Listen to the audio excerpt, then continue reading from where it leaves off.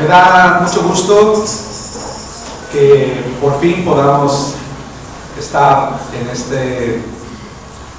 que podamos tener la oportunidad de estudiar, de dar inicio a esta serie de estudios que he puesto como título Apocalipsis y los eventos escatológicos.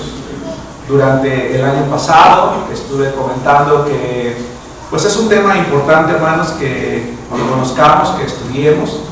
Ha habido hermanos que me han planteado pues dudas, que me han planteado preguntas, y por eso consideré, hermanos, importante el poder pues predicar un mensaje de esta naturaleza. Déjame decirles, hermanos, que hay muchos hermanos que tienen dudas, que tienen inquietudes. Hoy en día, con el internet, hay muchas personas que pues se están confundiendo. Estudiar el libro de Apocalipsis y los eventos escatológicos implica un conocimiento de la Biblia, pero no nada más un conocimiento de la Biblia, sino un conocimiento de las circunstancias bajo las cuales se escribió la Biblia, y es lo que vamos a estudiar nosotros. Hay personas, hermanos, que simplemente toman un pasaje de la Biblia y lo sacan de su contexto para hacer una interpretación y para dar una explicación. Hoy en día, con la propagación de las redes sociales, hay mucha información acerca de la escatología y hay mucha información acerca del libro de Apocalipsis. Es información que desafortunadamente, hermanos, en el mayor de los casos tiende a confundir o tiende a ser sacada incluso de su contexto, y muchas veces, hermanos, tiende a espantar a las personas. Hay personas a quienes les da temor escuchar acerca del libro de Apocalipsis. Yo recuerdo cuando recién empezaba a ser pastor, este año cumplí 16 años, creo que fue en el primer año, prediqué de escatología, y un hermano me dijo: hermano, yo ya no quiero ir al templo porque a mí me da miedo esto que usted está enseñando. Yo le decía: no tiene por qué darte miedo, al contrario. Quiero, hermanos, tener una introducción general. Quiero decirles que quizás esperar el estudio del libro de Apocalipsis de repente puede levantar expectativas que probablemente yo no logre, y probablemente no la logre porque a veces pensamos que la escatología es estudiar cosas que nos van a abrir los ojos y nos van a dejar maravillados, porque a veces pensamos, incluso llevados por las películas o llevados por las revistas o llevados por muchas cosas, sí, que es algo que fue resguardado para ciertas personas. No es así. Déjame decirles, hermanos, de entrada, por ejemplo, que es un error estudiar el libro de Apocalipsis sin tener un conocimiento preciso, un conocimiento exacto, o por lo menos un conocimiento general del contexto del tiempo en el cual fue escrito, hermanos, este libro, de las causas y las razones por las cuales este libro tuvo que ser escrito. El libro de Apocalipsis, hermanos, es un libro que no debiera de interpretarse como un libro que tiene únicamente un mensaje escatológico, porque no es así. Como nosotros vamos a ver, hermanos, en los primeros 5 mensajes, voy a predicar 5 mensajes aproximadamente antes de entrar de lleno al libro de Apocalipsis. Ahora, estos 5 mensajes, hermanos, son para que nosotros nos demos cuenta de una cosa: que el propósito y el cumplimiento del libro de Apocalipsis era inmediato. Tuvo un cumplimiento primeramente inmediato para los lectores de su tiempo, y entonces vamos a ver que también tiene un cumplimiento todavía para los últimos tiempos. Alguien habla del ya y del todavía no. Algunos estudiosos de la Biblia hablan del ya y el todavía no. ¿Qué es el ya?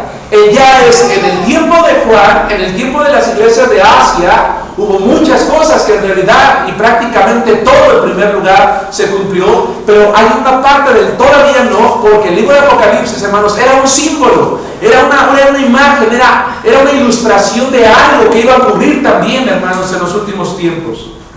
Este libro fue escrito aproximadamente entre el año 95 y 97 después de Cristo, es decir, ya el Señor tenía aproximadamente unos 60 años que había regresado a su gloria.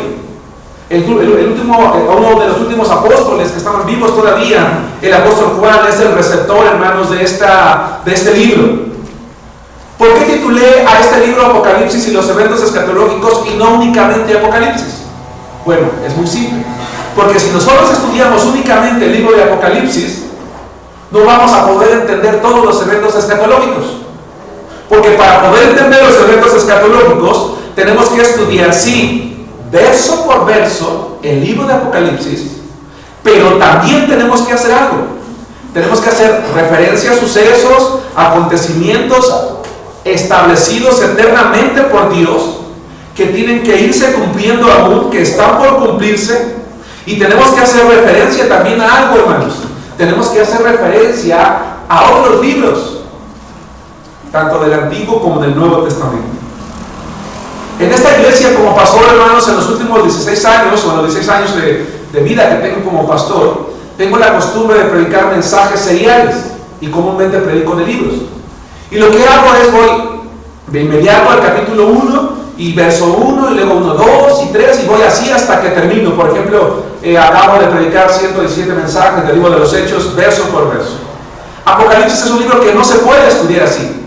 Apocalipsis no se puede estudiar uno tras otro versos o uno tras otro capítulos.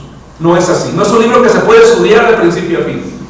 Para estudiar Apocalipsis tenemos que ordenar y tenemos que desarrollar sistemáticamente, hermanos, cada uno de sus temas, pero en armonía con toda la Biblia, para poder entender cuáles son los propósitos divinos de Dios, cuál es su mensaje para las personas que lo leyeron originalmente, y entonces desde allí, hermanos, poder sacar una enseñanza práctica. Y los lectores originales del libro de Apocalipsis, hermanos, fueron las iglesias de Asia. En el frente está proyectado un mapa, hermanos. Vemos aquí la parte sur de Europa, vemos la parte norte de África. No sé si pudieras conectar la computadora, hermano, porque se va a desgastar la batería. Aquí está el contacto, aquí está la pila. ¿La desconecto? Ah, no, sí está conectado, perdón. Hermanos, y aquella parte, ¿verdad? En Asia estaban las iglesias a las cuales fue dirigido, está marcado con un símbolo, ya sea con un círculo. Y yo les decía que no fue un mensaje literalmente escatológico, sino para aquellos que vivían en ese tiempo. Ellos fueron los primeros lectores, y ellos vamos a ver a través del tiempo que pudieron comprender perfectamente.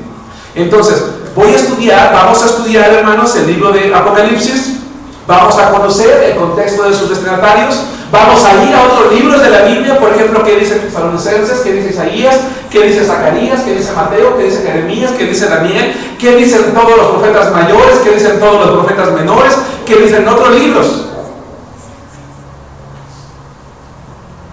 Voy a comprender qué entendieron ellos, y entonces vamos a extraer una enseñanza práctica para nosotros hoy en día. Y una vez que extraemos una enseñanza práctica para nosotros hoy en día, entonces vamos a interpretar qué implicaba para los últimos tiempos. ¿Vamos bien, hermanos? Vamos a entender todos los aspectos contextuales que nos van a permitir algo. Hermanos, si yo no establezco primero que nada, si no estudiamos diversos aspectos contextuales, no voy a poder comprender el libro. Los primeros 5 mensajes nos van a servir, hermanos, como columnas, como sustentos, como bases. Si yo logro entender, si ustedes y yo, hermanos, logramos entender con la ayuda de Dios, con la iluminación del Espíritu Santo, estos 5 temas, cuando entremos a Apocalipsis, hermanos, va a ser muy claro su contenido. Estudiar el contexto nos va a permitir 3 cosas: una comprensión clara del libro, una comprensión profunda y sobre todo una comprensión real. Quiero dejar en claro algo, hermanos. Hay algo muy importante para mí, para nosotros como iglesia, al estudiar los temas que vamos a ver durante aproximadamente, yo calculo, entre 40 y 50 semanas. Hay algo que quiero dejar muy en claro, hermanos. Hay algo que quiero dejar muy en claro. No vamos a estudiar, no vamos a interpretar la Biblia a la luz de los acontecimientos mundiales. ¿Por qué? Porque hoy en día hay enfermedades, hay guerras y hay catástrofes. Si yo interpreto la Biblia a la luz de los acontecimientos mundiales, voy a caer en el error de mucha gente. Hay mucha gente que dice, es que ya estamos viviendo los últimos tiempos. ¿Verdad que ya estamos en los últimos tiempos? Porque ya hay guerras, porque hay rumores de guerras, porque hay hambres, porque hay destrucción. Ya está estamos en los últimos tiempos, el Señor ya viene. Y entonces van a la Biblia. ¿Y qué dice la Biblia? Y la Biblia dice que se iban a caer las torres gemelas. Y la Biblia dice que el tsunami. Y la Biblia... No es cierto. Eso no es cierto. Juan ni siquiera tenía en mente que iba a haber edificios, que iba a haber aviones, que iba a haber bombas. Eso no es cierto. El cristiano es una persona que no puede interpretar la Biblia a la luz de los acontecimientos mundiales. El cristiano es una persona que si lo hace así va a caer en el error. Así que, hermanos, no estamos viviendo los últimos tiempos, porque si estuviéramos viviendo los últimos tiempos, que no los vamos a vivir nosotros, hermanos, no tenemos ni idea de lo que es. Yo quiero establecer en claro que lo que nosotros vamos a hacer en esta iglesia es que vamos a interpretar los acontecimientos mundiales a la luz de la Biblia. Vamos a interpretar los acontecimientos mundiales a la luz de la Biblia, porque la Biblia es nuestra única regla de fe y práctica. No vamos a dejar pasar y no vamos a ignorar lo que está pasando en el mundo. Eso sí es importante. No voy a ignorar acontecimientos que hay, por ejemplo, ahorita en Siria. No vamos a ignorar las guerras, no vamos a ignorar las pestes, no vamos a ignorar todo eso, pero solamente como una referencia.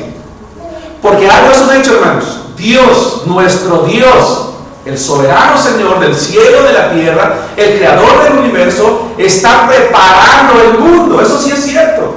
Está preparando el mundo para su intervención personal. Dios está preparando los tiempos, hermanos, para que Él un día venga y actúe.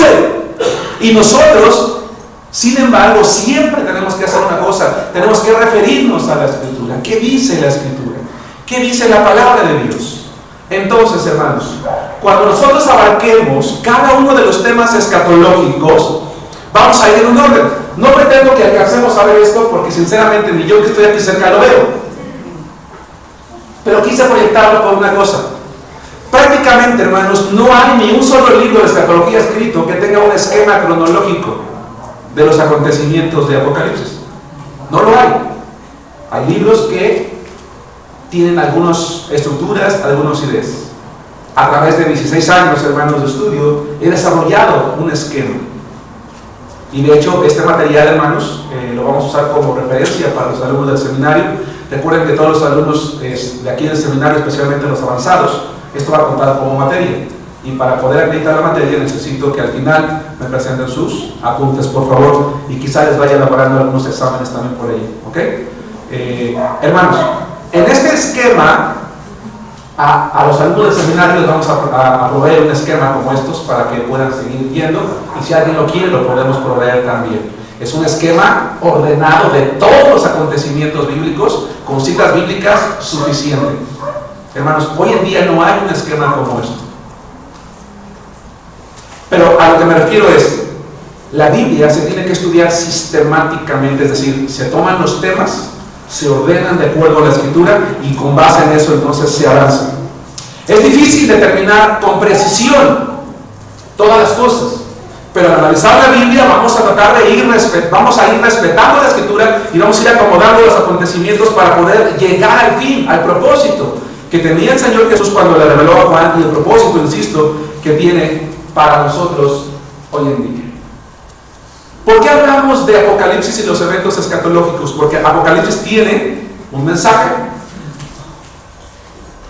para la gente de su tiempo, y tiene un mensaje también para la gente de nuestro tiempo, y tiene un mensaje para la gente que va a vivir en los últimos tiempos. Un término que vamos a estar usando constantemente es el término escatología, así que es importante que sepamos qué es escatología. La palabra escatología, hermanos, es un término griego, es un sustantivo femenino que tiene que se origina en dos palabras: escatos y logia o logía. Y esa palabra escatos significa últimas cosas y logía significa estudio de. Así que la palabra escatología puede ser traducida, la palabra griega escatología puede ser traducida de tres formas. Puede ser traducida como el estudio de las últimas cosas, puede ser traducida como el estudio de los acontecimientos finales, o puede ser traducida como el estudio de las cosas por ocurrir en los tiempos finales. Eso significa la palabra escatología. Muy bien, hermanos. Entremos entonces en materia. Al final voy a dar un tiempo de preguntas y respuestas únicamente del tema. Hay algo muy importante.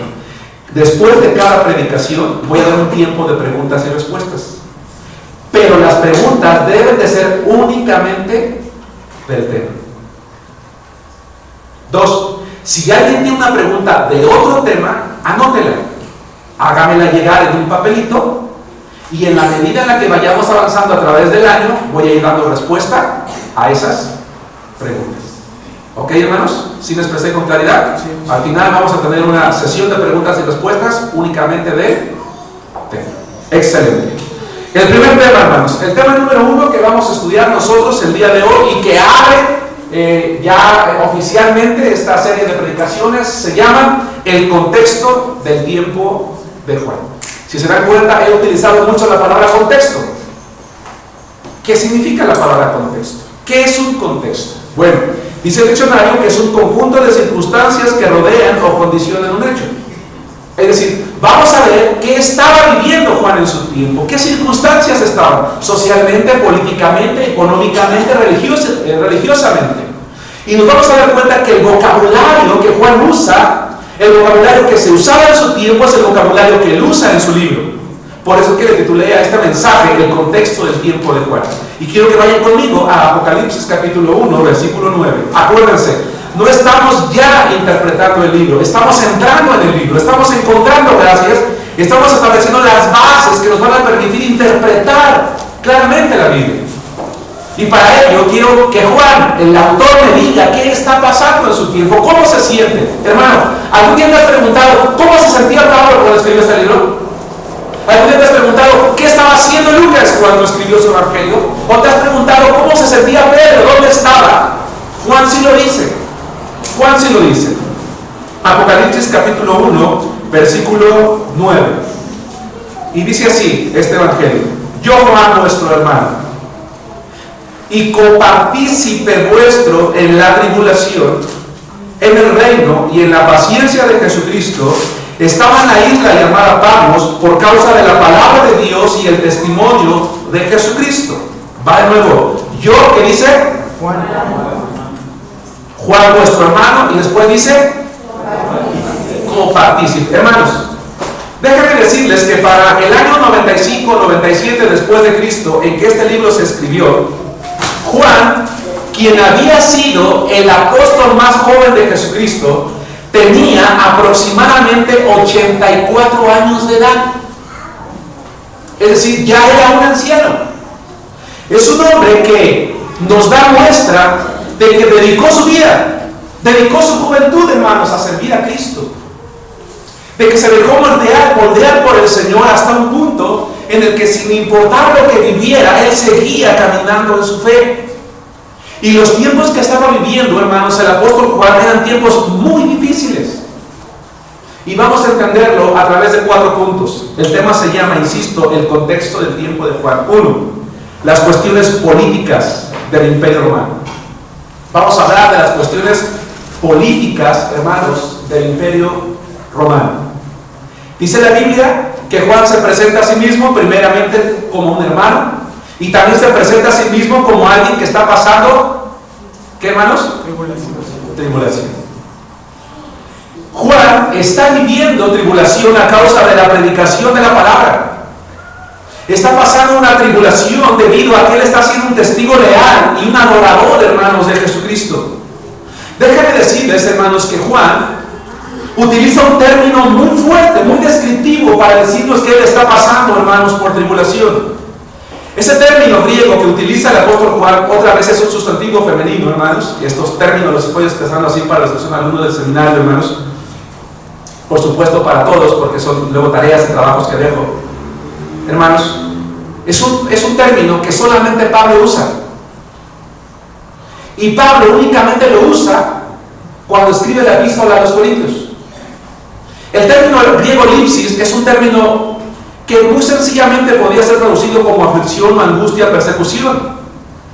Pero esos términos, aunque traducirían muy bien lo que Pablo, o en este caso Juan, están viviendo, no abarcan completamente. Así que tendremos que describir en griego qué significaba cada una de estas cosas. El griego lipsis, hermanos, describe una presión fuerte que constriñe, que aprieta el pecho, que quita la respiración, que te hace sentirte afligido, desesperado. Es una presión interna que causa que alguien se sienta limitado, restringido, pero sobre todo que crea que ya no hay salida, que no hay opciones. Es una situación de mucha aflicción. Lipsis o tribulación conlleva al reto. Hermano, escucha esto. Una persona que está bajo lipsis, bajo tribulación, está muy afligida, muy presionada, siente que no puede respirar, porque las circunstancias a su alrededor son muy difíciles. Voltea a la izquierda, voltea a la derecha, voltea al frente, busca la salida y dice: Señor, ¿cómo voy a salir de esto? ¿Cuánto más lo voy a soportar? Sin embargo, lipsis también implica un reto, que esa persona, que ese alguien, en este caso Juan, soporta la presión de esa tribulación, pero le hace frente. Y le hace frente aun cuando siente que no hay una vía de escape, porque sabe que son pruebas o son tribulaciones de parte de Dios y que Él puede salir adelante de ellas, o en medio de ellas. Así que cuando Juan escribe: yo, Juan, vuestro hermano y copartícipe vuestro de la tribulación, dice: estoy sufriendo, hermanos. Estoy pasando por momentos muy difíciles. ¿Como quién? Como ustedes. ¿Por qué Juan y las iglesias cristianas del imperio eran copartícipes, hermanos, de la tribulación? Bueno, se debía a situaciones muy concretas y a un contexto muy específico. El feroz imperialismo romano, hermanos, que se había impuesto en el mundo y que era mantenido por un gran poder político, por un gran poder militar, por un gran poder económico, se sentía a sí mismo como un imperio sacro, como un imperio santo. De hecho, se llamó el Sacrosanto Imperio Romano Germánico. Este Sacrosanto Imperio Romano llegó a un punto en el que en la figura de su emperador o a su emperador lo veían y lo adoraban como a un dios. El emperador que gobernaba, hermanos, en el tiempo de Juan, que era Domiciano, exigía que se le llamara Dominus ac Deus. Y Dominus ac Deus es una palabra que significa Dios y Señor. Y llega un imperio, hermanos, políticamente muy fuerte, pero políticamente también muy feroz. Era como una bestia que desgarra, que destruye, que acaba, que oprime, que quita, que pisotea a los demás. Por eso es que bajo ese término que se le conocía, Juan lo llama bestia.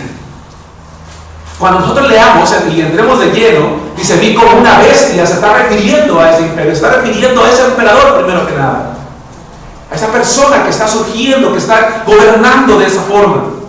Para Juan, hermanos, el sistema político del imperio, de hecho, era una burla, era un remedio diabólico, hermanos, de la soberanía de Jesucristo. Por eso en su libro describe al emperador como una bestia, como alguien que en su trato personal devoraba la vida, devoraba los bienes, devoraba las pertenencias, devoraba las familias de los cristianos de su tiempo, que pretendían ser obligados a adorarlo, hermanos, como Señor y Dios. Por eso es que Juan escribe, Apocalipsis capítulo 17, versículo 14, vayan conmigo. No estamos interpretando, estamos leyendo únicamente el contexto, hermanos, ¿de acuerdo? Y como dije al principio, este libro, a diferencia de otros, no puede leerse, no puede estudiarse capítulo tras capítulo, verso por verso. Tenemos que ordenar sistemáticamente cada uno de sus temas, establecer las bases para poder interpretar correctamente, claramente. El tiempo que estaba viviendo Juan, entonces, hermanos, era un tiempo de tribulación, de pruebas. ¿De qué tipo de tribulación, hermanos? ¿Pregunto? Persecución, muerte, fuerte, que oprimía, que desgastaba, que acababa, que desanimaba, que quitaba el aliento, que hacía llorar, que hacía sentirse desesperado, afligido, que hacía creer que quizás no valía la pena seguir a Cristo o sufrir por Cristo si las circunstancias eran tan apremiantes. Apocalipsis capítulo 17, versículo 14 dice: pelearán contra el Cordero y el Cordero los vencerá, porque Él es Señor de señores y Rey de reyes. Para Juan decía yo hace rato que el sistema político, hermanos, era como una burla, como un remedio de Satanás, como una imitación diabólica de la soberanía de Cristo.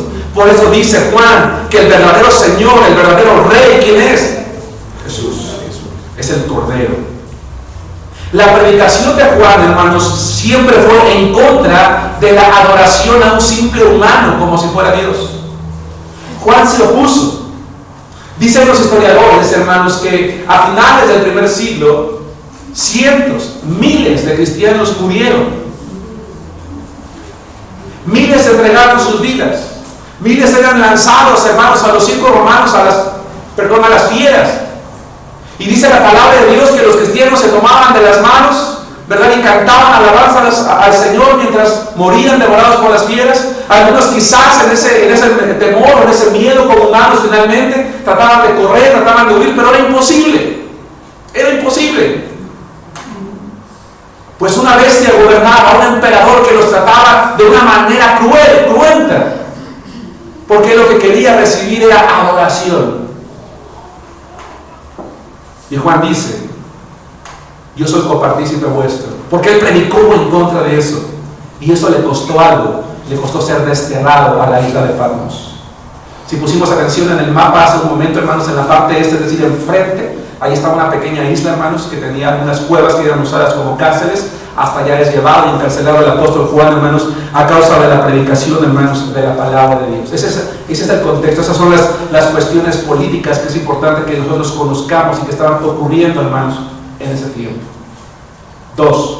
Quiero hablar también acerca de las cuestiones económicas del Imperio Romano. ¿Sabían ustedes, hermanos, que el surgimiento del Imperio Romano fue profetizado por Daniel muchos años antes de que surgiera? ¿Sabían ustedes que el rey Nabucodonosor tuvo una visión en la que vio una imagen, una estatua, y a través de esa estatua el Señor le reveló a un hombre impío el surgimiento de los más grandes imperios romanos, Babilonio, Medo, Persa, griego, romano? Porque dice Daniel capítulo 2 que Dios es el Señor de la historia. Nada ocurre, nada se levanta sin que Él lo tenga determinado o predeterminado. Y después a su profeta Daniel le hace ver el surgimiento de esos imperios y se los muestra como unas bestias. Por eso de hecho es Juan quien ya vi como una bestia, porque ambos están de acuerdo en algo, en la forma, en el carácter, en el trato. Vayan conmigo, hermanos, al libro de Daniel, capítulo 7, versículo 7. Vamos a hablar de las cuestiones económicas del Imperio Romano, ya hablamos de las políticas, un gobierno duro, un emperador que se edificó a sí mismo, Dominus ad Deus, Señor y Dios. La gente tenía que escribirle así, referirse a Él así, inclinarse delante de Él. Hablaremos de esto un poquito más adelante todavía. Dice la palabra de Dios en el libro de Daniel, capítulo 7, versículo 7, de la siguiente manera, hermanos.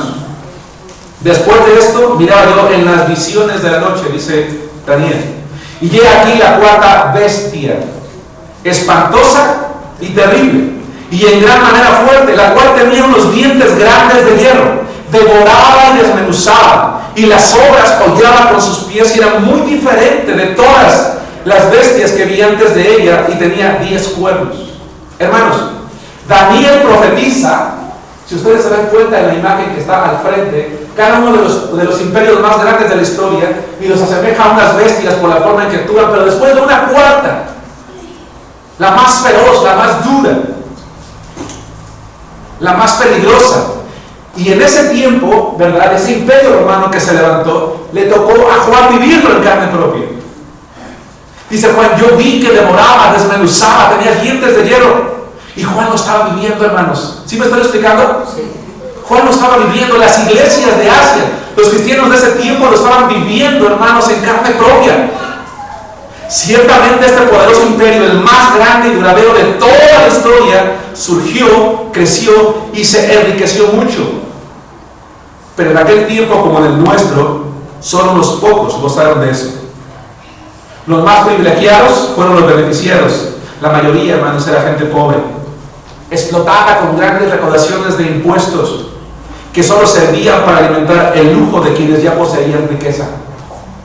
los políticos, los militares y los grandes comerciantes. Nada diferente, hermanos, a nuestro tiempo. El emperador, pues estamos hablando de las cuestiones económicas. El emperador, hermanos, tenía el derecho exclusivo de acuñar, de emitir, de fabricar las monedas romanas de oro. Y tenía en sus manos el derecho exclusivo del control general del sistema monetario, es decir, de la emisión del dinero que circulaba en el imperio. Ese monopolio o ese control o ese atributo, el emperador lo usaba o lo aprovechaba como medio de propaganda personal. ¿En qué sentido? ¿De qué manera? Bueno, déjenme decirles, por ejemplo, que en el 44 a.C., el Senado romano, una de las máximas autoridades, por primera vez, mandó grabar en las monedas la imagen de un emperador todavía vivo, porque solían grabar imágenes de emperadores muertos.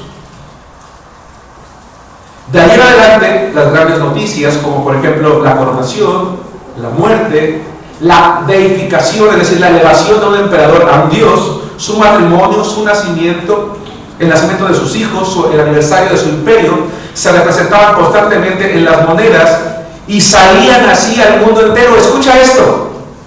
Y las monedas que el emperador acuñaba y que se distribuían entre el imperio, quien no las recibía, quien no las aceptaba, no podía ni comprar ni vender. ¿Sí nos damos cuenta? Si tú has leído Apocalipsis, hermano, porque si no lo has leído, tienes que leerlo, te vas a dar cuenta que en los últimos tiempos, cuando esté el anticristo, él va a hacer exactamente esto, de una manera distinta, pero lo va a hacer. Gente que no va a poder comprar ni vender si no se atribuye o si no se arrima hacia algunos aspectos. Pero eso ya estaba pasando en la época del gobierno romano. Lo estaban viviendo sus habitantes. Por ejemplo, la ciudad de Éfeso, entre esas 7 iglesias en Asia, hermanos, hay un lugar en particular que es Éfeso, que era una colonia romana, estaba ubicada en un sitio estratégico. Allí estaba el templo, por ejemplo, de la diosa Diana. Éfeso, hermanos, era una ciudad que desempeñaba un papel especialmente estratégico en el sistema monetario. Hacía siglos, hermanos, que por ejemplo el templo de Diana o Artemisa, Diana de los Efesios, no solamente fungía como templo, sino como el mayor instituto de crédito de la antigüedad. Pero cuando el emperador empezó a tomar una figura como Dios, hermanos, aquí en Éfeso se levantó un templo también, el templo del imperio, y vino a tener una mayor relevancia que el templo de Diana. Y ese templo del imperio funcionaba como una agencia bancaria de manera primordial, bajo la tutela, bajo la elección de un hombre a quien llamaban asiarca. El asiarca, hermanos, era como un sumo sacerdote, entre otras funciones que tenía. Era como el sumo sacerdote del emperador. Era como el sumo sacerdote que promovía la adoración al emperador, al igual que lo va a hacer el falso profeta con el anticristo, como veremos más adelante. El asiarca tenía la autorización exclusiva para acuñar monedas imperiales, también monedas de curso legal, además de medallones de juegos sagrados. Y como sacerdote del culto al emperador, el asiarca, el sumo sacerdote, aprovechaba este privilegio para promover dicha adoración mediante efigies y símbolos numismáticos. ¿Qué es una efigie y qué es un símbolo numismático? Dice el diccionario que una efigie, hermanos, es la representación de una persona en una moneda, en una pintura o en una escultura, en este caso, en una moneda. Un símbolo numismático, numismática es un término que designa el estudio y colección de monedas y papel moneda. Acuérdense ustedes que imprimían la foto o la imagen del emperador para promoverlo, para que la gente lo conociera, y si no usaba ese dinero no podía comprar, no podía vender. Pero escuchen esto, hermanos. El asiarca se presentaba en público y tenía una corona en su frente con el nombre del emperador, y en su mano tenía un anillo con el nombre del emperador. Y el asiarca, el sumo sacerdote, signaba a los adoradores del emperador con esa mano derecha, con ese símbolo. Quien iba y lo adoraba recibía ese sello Va de nuevo, tenía una corona en su frente con el nombre del emperador, tenía en su mano derecha un anillo con el nombre del emperador, y con ese asignaba a los devotos con el signo divino del emperador. ¿Qué va a pasar más tarde? Vayan conmigo a Apocalipsis 13, 18. Apocalipsis capítulo 13, versículo 18. Dice así la palabra de Dios. Recuerden, estamos leyendo, relacionando. Aquí hay sabiduría. El que tiene entendimiento, pues, del número de la bestia, pues es número de hombre, y su número es 666. ¿Y dónde dice la Biblia que se ponía? ¿Al frente? ¿O dónde? En la mano. ¿Se dan cuenta que eran cosas que ellos estaban viviendo? Que para ellos era conocida. No sé si me estoy explicando. Juan, por eso, cuando escribe su libro, él va a usar un vocabulario acerca de cosas que la gente conocía y que estaba familiarizada.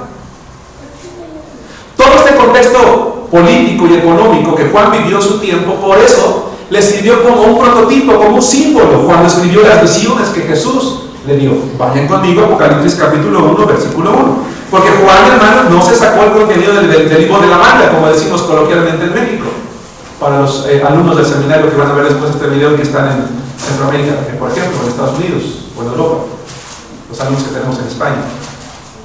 Sacarse las cosas de la manga es una forma de decir, pues se lo inventó, ¿no? Para ver qué sigue. No. Dice la Biblia, Apocalipsis capítulo 1, versículo 1, la revelación de Jesucristo, que Dios le dio para manifestar a sus siervos las cosas que deben suceder pronto, y la declaró enviándola por medio de su ángel a su siervo Juan. Hermanos, para Juan, para el apóstol Juan, el autor de este libro, Roma, con su corrupción y comercialismo, había contagiado literalmente, hermanos, a todo el imperio, a todas las naciones, pues hacía que las naciones bebieran del vino de su pasión impura. Por eso, en algún momento lo va a llamar Babilonia. Noten que son términos conocidos. Noten que son cosas de las que habla Juan, diciendo que había embriagado a los demás con el influjo intoxicante de su lujo, de su vicio, de su idolatría. Cada nación que conquistaba, cada pueblo que entraba bajo su dominio, hermanos, era llevado a lo mismo, a lo mismo. Era como si Roma, hermanos, estuviera ebria con la euforia de su riqueza y de su poderío. Además, no conforme con esto, seducía y emborrachaba a las naciones con esa misma actitud, con ese mismo espíritu. Todas esas acciones son comparadas y mencionadas, hermanos, en el libro de Apocalipsis. Para los lectores de Juan, estas cosas las estaban viviendo, y por lo tanto ellos no necesitaron un intérprete como yo. Las pudieron comprender con claridad. ¿Saben por qué, hermanos? Porque el Espíritu Santo no habría dado una carta a una iglesia en aquel tiempo que no pudieran entender. Así como Él no ha dado nunca una palabra que nosotros no podemos entender. La Biblia es algo que todos podemos entender, pero lo vamos a hacer en la medida en la que nos dediquemos a estudiarla, a analizarla, a interpretarla. No a la luz de los acontecimientos bíblicos, sino los acontecimientos, de los acontecimientos del mundo, sino los acontecimientos del mundo a la luz de lo que dice la Biblia. Y si la Biblia no lo dice, ¿qué tengo que hacer con ellos, hermanos? Desecharlo. Por eso, hermanos, es que cuando alguien de repente sale por allí y dice, el 20 de octubre del año 2016 se va a acabar el mundo, ¿qué tengo que hacer? No creerlo. Pero hay hermanos que entonces se entregan más a Cristo de ahí durante esos meses, y cuando ven que ya no pasó nada, pues ya siguen felices. O vienen con el pastor, hermano, ya vio la noticia que va a pasar esto, va a pasar el otro, y dicen que va a pasar aquello. Hermano, no hagas caso. Pero es que ya estamos viviendo los últimos tiempos, hermano, ¿verdad? ¿Qué dice la Biblia al respecto? ¿Qué dice la Biblia sobre eso que está pasando? Hermano,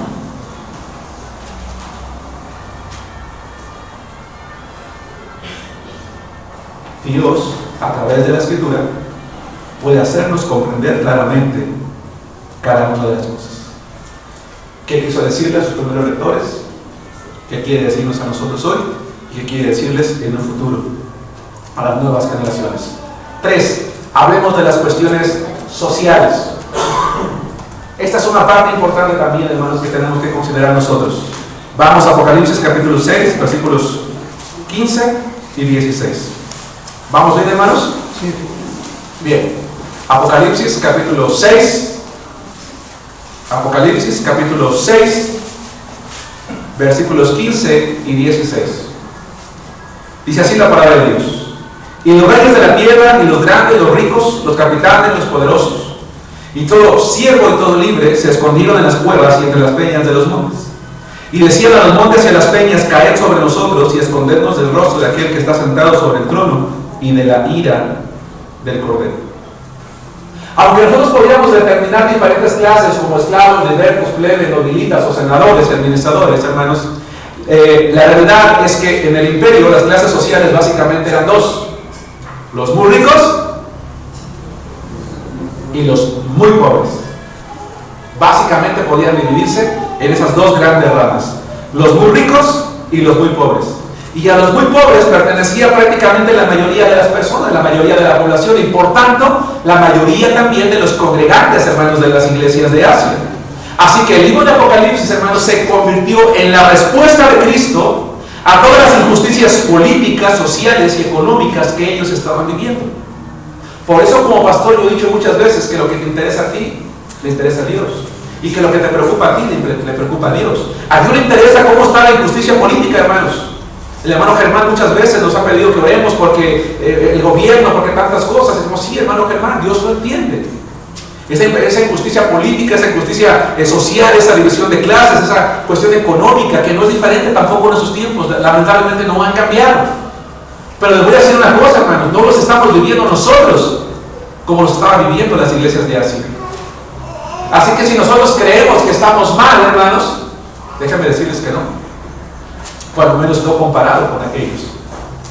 Apocalipsis, hermanos, es una revelación en la que las iglesias son informadas de la destrucción de la bestia, es decir, del emperador, así como de cada uno de aquellos ricos opresores que decidieron no escuchar el evangelio. De todos aquellos, ya sea esclavos o libres, ricos o pobres, que de manera voluntaria decidieron dejarse llevar por los ricos, por los placeres y por los vicios del mundo. Hermano, hoy en día tú puedes decir: pastor, es que pues yo veo a los demás, veo a la gente que no tiene a Cristo y tiene sus fiestas y tiene dinero para irse de parranda y tiene una casa y tiene doble familia y alcanza el dinero, y a mí no me alcanza, hermano. Y todavía puede tener por allí sus aventuras y tiene un mejor coche, tiene un mejor trabajo, hermano, y ve el gobierno cómo están, como si nada, y yo cómo estoy. Apocalipsis, hermanos, va a ser una respuesta para la gente del tiempo de Juan y para la gente de nuestro tiempo. Todo eso va a terminar, va a ser destruido. No es del agrado de Dios. Para empezar, la división de clases no debiera de existir. Pero el mundo se ha corrompido tras los vicios, los placeres, la riqueza, la acumulación de muchos, el empobrecimiento, la acumulación en pocos y el empobrecimiento de muchos, de la mayoría. 4. Hablemos de las cuestiones religiosas. Hablemos de las cuestiones religiosas. Vayan conmigo a Apocalipsis 2:13.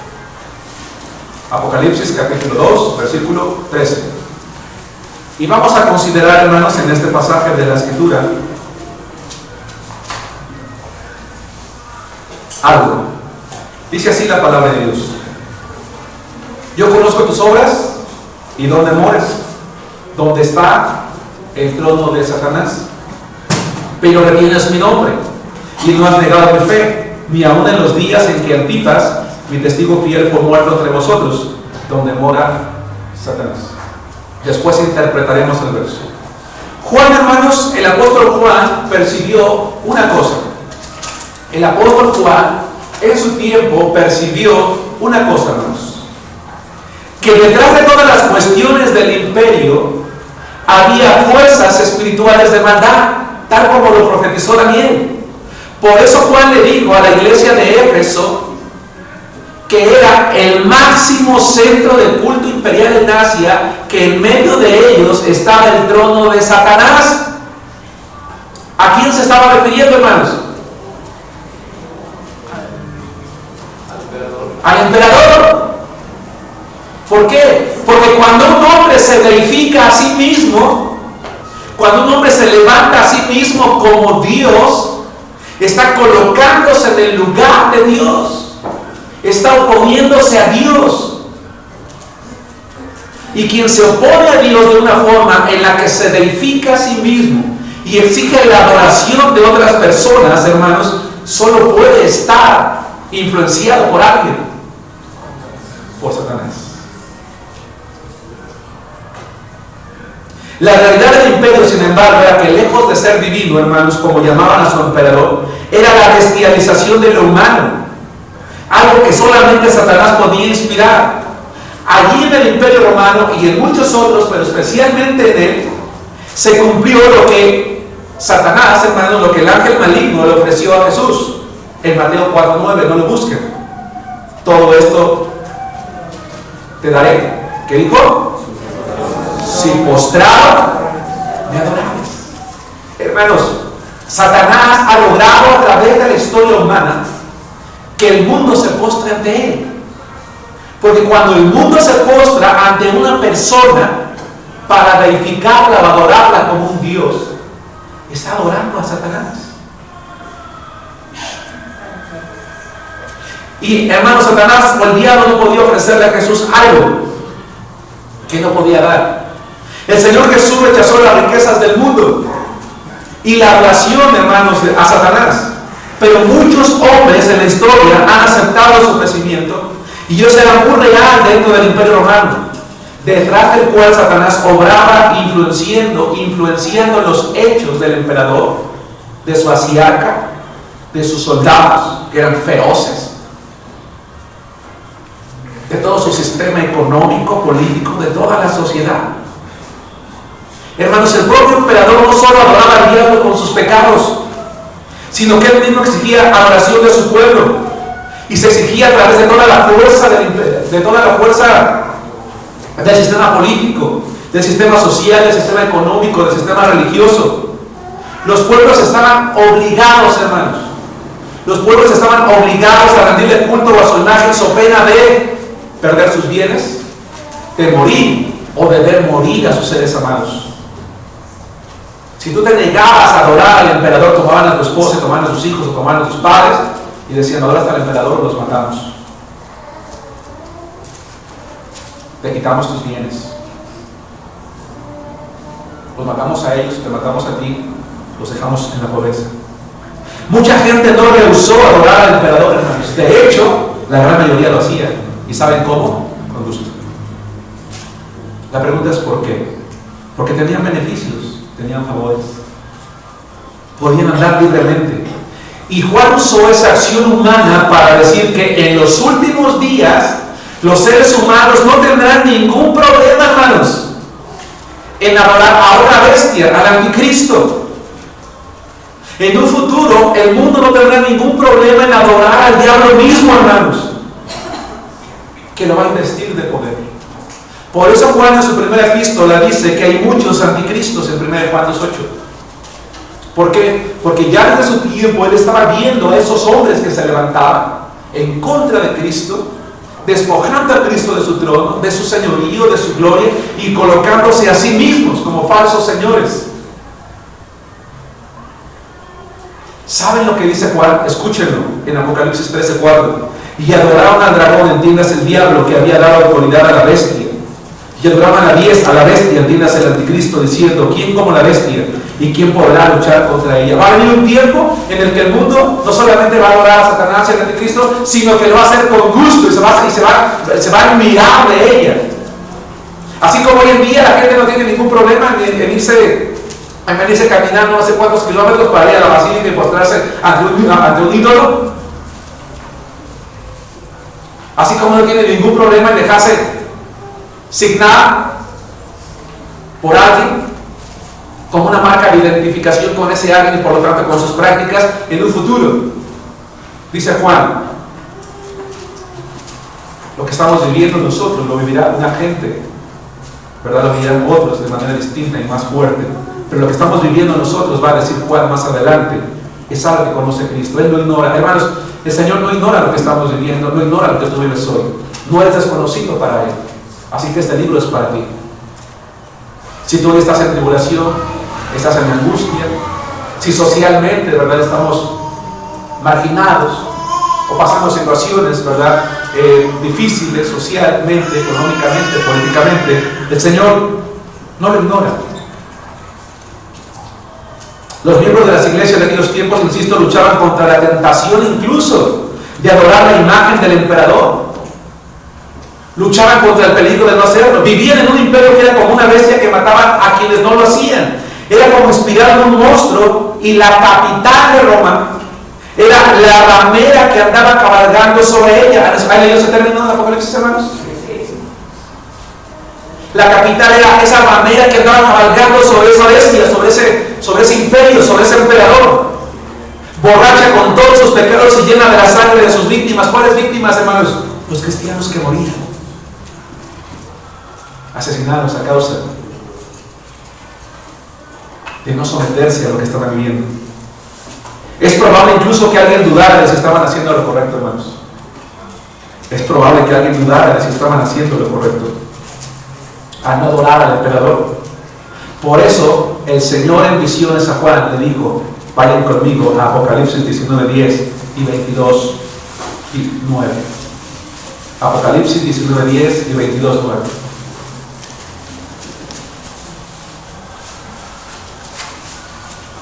Es probable que alguien dudara de si hacía lo correcto al no adorar al emperador. ¿Vale la pena realmente perder mis bienes por seguir a Cristo? ¿Vale la pena dejarme morir, decían ellos, por adorar a Cristo? ¿Vale la pena que yo vea que mi familia se está muriendo y yo mantenerme fiel a Cristo? Decían ellos. Y entonces a Juan se le dice en 19:10. Dice: yo me postré a sus pies para adorarle, y él me dijo: mira, no lo hagas. Yo soy consiervo tuyo y de tus hermanos que retienen el testimonio de Jesús. Adora a Dios. Porque la palabra de Dios dice que al único que es digno, o el único que es digno de adoración, de alabanza y de gloria, ¿quién es, hermanos? Dios, Jesús. Porque el testimonio de Jesús es el espíritu de la profecía, dice 19:10 y 22:9. Pero él dijo, 22:9. Pero él me dijo: mira, no lo hagas. Yo soy consiervo tuyo, de tus hermanos los profetas, y de los que guardan las palabras de este libro. Y termina diciéndole: adora a Dios. Hay algo muy destacable. Vamos a regresar a Apocalipsis capítulo 1, versículo 9. Hay algo muy destacable que vamos a ver aquí, hermanos, en este momento.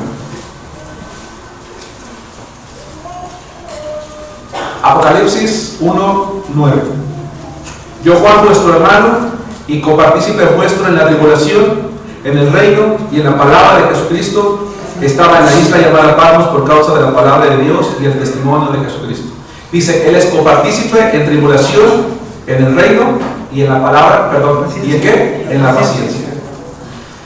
Hermanos, la situación económica que vivían los hermanos en Asia era una situación muy difícil, hermanos, muy difícil.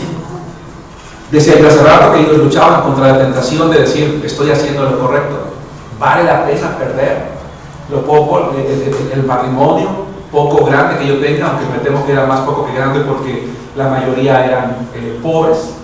Sin embargo, Juan les dice: no solamente soy copartícipe con ustedes en tribulación, sino que ustedes y yo somos copartícipes en el reino. Es decir, hermanos, hay un reino, pero no es un reino de este mundo. No es un reino como el que estamos viviendo, no es un reino como el del emperador, donde hay violencia, donde hay donde te quitan las cosas, donde te oprimen, donde te matan. Hay un reino más grande y es el reino de Cristo. Ustedes y yo somos parte de ese reino, somos copartícipes. Estaremos allí, es un reino para nosotros.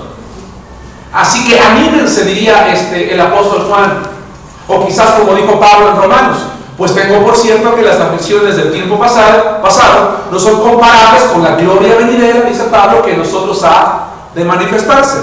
El punto es muy destacable que Juan diga, somos copartícipes en la tribulación en el reino, pero añade una cosa: somos copartícipes en la paciencia. Hermanos, para el tiempo de Juan, el reino de Domiciano estaba llegando al final, o su gobierno. Él vivió del año 51 al año 96, es decir, vivió 44 años. Él gobernó del año 81 al año 96, es decir, como unos 15 años. Si dijimos que Juan escribió entre el 95 y 97, está llegando al final. Y todo ese tiempo, Juan y los creyentes habían sufrido todo lo que yo acabo de mencionarles. Pero ahora déjenme decirles una cosa, hermanos. Déjenme decirles que la adoración al emperador no empezó con Domiciano. Empezó mucho antes. Así que ellos tenían más tiempo viviendo esto. Lo que sí es un hecho es que Domiciano llevó la adoración al hombre, a él como emperador, a un grado mayúsculo, a un punto más violento que no habían vivido antes los antecesores. Y por eso Juan dice que es copartícipe, hermanos, en la paciencia. Las iglesias tenían muchos años soportando la fuerte presión. Juan ya era un anciano de aproximadamente, dijimos, 84 años de edad. Tenía mucho tiempo ya soportando esto. ¿Cuándo va a terminar? Dice Juan, soy copartícipe con ustedes, pero no dice en la desesperación, dice en la paciencia. Ahora, ¿qué es la paciencia en la Biblia? ¿Qué es la paciencia bíblica? Así como la tribulación o la palabra elipsis es una palabra que describe una situación muy apremiante, muy opresiva, muy angustiante, que roba el ánimo, quita el aliento, te posiciona en una situación de angustia en la que llegamos a pensar que no hay salida. En contraparte, la paciencia es un sustantivo también, es una palabra que significa constancia, perseverancia y esperanzada alegremente. Significa constancia, constancia, perseverancia, esperanzada o alegre, especialmente en los desafíos que Dios nos asigna en la vida.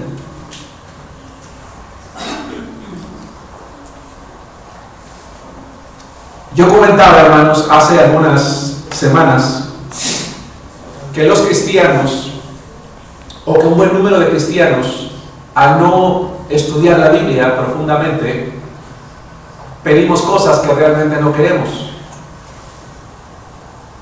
Y cuando Dios nos las da, la rechazamos. Porque yo decía, Señor, oramos, Señor, dame paciencia. Señor, es que te pido que me des paciencia. Si tú le pides paciencia a Dios, si tú le pides upomone, que es el término griego, tú le estás diciendo que te lleve a un punto de madurez espiritual en el que tú quieres ser capaz de enfrentar cualquier cosa en la vida, por difícil que ésta sea, y aceptarla como dentro de la voluntad de Dios, cuya soberanía es perfecta. Después de terminar esta serie de predicaciones voy a hablar de la soberanía de Dios como un año también aproximadamente, si el Señor lo permite, hermanos. La aceptas. Y entonces entiendes que Dios en su soberanía, para llevarle a un punto de perfección, de upomone, de paciencia, necesita darte algo. Hermanos, si yo quisiera, que no lo quiero, tener unos músculos, ¿verdad? Un cuerpo muy tronado, un lavadero en lugar de lavadora, una buena condición física, ¿qué te va a someterme a qué, hermanos? A un riguroso entrenamiento, ¿no es cierto? A un riguroso ejercimiento, una disciplina. De otra manera, no lo puedo hacer, a menos que me dibuje el lavadero, ¿verdad? Con un marcador. O me compre esas playeras que luego están de moda, ¿no? Está el lavadero, está la panza de fuera, pero ahí está el lavadero, ¿no? En la playera. Y los cristianos a veces queremos un lavadero sin trabajar. Queremos paciencia sin el requisito que dará. La paciencia es el resultado de enfrentar las grandes pruebas de la vida. La paciencia bíblica es el resultado de caminar hacia adelante mirando a Cristo. La paciencia es el resultado de no negar, de no quejarse.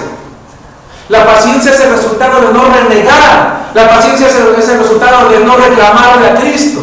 La paciencia es el resultado de no pensar que Dios nos quedó a deber algo. La paciencia es el resultado de someterse con gozo, porque eso significa la palabra paciencia, someterse con gozo a la voluntad de Dios y no hacer nada para que nuestra comunión se rompa, porque nos causaría la más grande tristeza.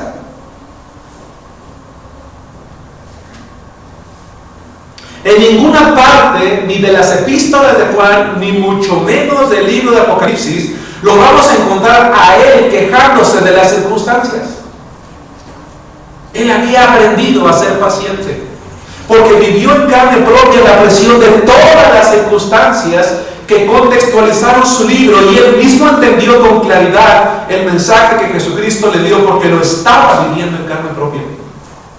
Las iglesias lo entendieron porque el vocabulario que usó era de cosas que se estaban sucediendo y dando en el día a día durante muchos años. Por eso entendieron lo que sería la marca del anticristo, entendieron lo que significaría el anticristo, el falso profeta, entenderían lo que significaría tantas cosas, hermanos. El costo para Juan fue el destierro. El costo de su fe fue el destierro, porque la fe tiene un costo, hermanos. Y las iglesias de Asia lo sabían. La fe tiene un costo. No es levantarte temprano, estar sentado soportando al pastor 1 hora o 2 predicando. Ese no es un costo. El costo no es traer una Biblia que todo el mundo diga, es cristiano. No. El costo es seguir a Cristo a pesar de todas las circunstancias, aunque otros no lo siguen. Y Juan, el pastor, el supervisor de las iglesias, dijo: estoy aquí por causa de la palabra y el testimonio de Jesucristo. Estoy sufriendo, hermanos, pero estoy aquí, estoy de pie, estoy firme y sigo adelante. El costo para Juan fue el destierro, y estando en esa condición en la que anhelaba estar en la iglesia adorando a Cristo, recibió la revelación en un momento muy particular del que vamos a hablar en otra ocasión. Conclusión, hermanos. Había razones muy importantes, había razones de peso para que llegara, para que existiera un mensaje de parte de Jesucristo, y ese mensaje fue el libro de Apocalipsis. Cuando Juan lo escribió, empezó a relacionar las cosas, los acontecimientos, el contexto de las cosas. Usó términos conocidos para los hombres y mujeres de su tiempo, para los cristianos de esa época, y sus lectores pudieron comprenderlo de manera tan clara, hermanos, que se regocijaron. Nadie en las iglesias de Asia se espantó con el mensaje, se regocijaron en él y se alegraron, porque sabían que Dios, Cristo, conocía sus circunstancias y estaba listo para darle su mensaje. Oremos. Padre, bendecimos tu nombre, Señor, y te damos las gracias por este primer sermón. Danos, Señor, con tu Espíritu Santo, la capacidad de comprender a plenitud todo el contexto, Señor, que estaremos estudiando a través de 5 semanas. Y que en la medida en que estemos avanzando, Señor, nuestra fe crezca. No hay ninguna razón para espantarse. En realidad, para alegrarse y regocijarse, Señor, porque tú conoces nuestras circunstancias, el contexto que vivimos, incluso nosotros hoy en día, así como conociste, Señor, tenías el control del tiempo de Juan. Bendecimos tu nombre, Señor, en el nombre de Cristo Jesús. Amén.